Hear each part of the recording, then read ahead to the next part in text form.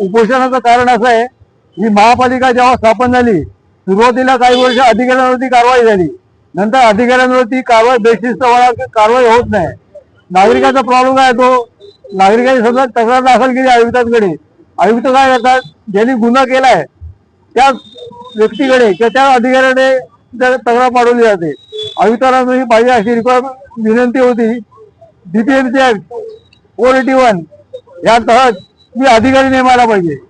त्याच्यानंतर हे परिपत्र आहे भारत शासनाचं, त्याच्यामध्ये परिपत्र स्पष्टपणे म्हटलेलं आहे की अधिकारी प्राधिकृत करा.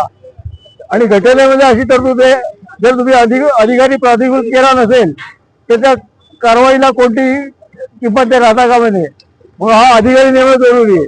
या घटनेची रिक्वायरमेंट आहे, तुम्ही प्राधिकृत अधिकारी नेमा, तो नेमला जात नाही, हा प्रॉब्लेम आहे. त्याच्यानंतर दुसरा प्रॉब्लेम असा आहे, तुम्ही जेव्हा तक्रार करता किंवा मागणी करता तुम्हाला उत्तर देत नाही, वर्षानुवर्ष ते पळून जातं.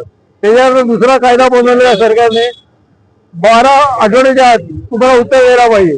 जर तुम्ही उत्तर दिलं नाही तर कारवाईच पात्र होतात.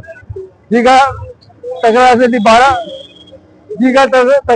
ती 12 आठवड्यामध्ये तुम्हाला पारित करायला पाहिजे, खर्च करायला पाहिजे. ते काय होत नाही. म्हणून आता मी डिमांड अशी करतोय, या परिपत्रकाप्रमाणे अधिकारी नेमणूक करावी आणि 12 आठवड्याच्या आत जो काही तक्रार असेल त्याचा निपटारा करावा.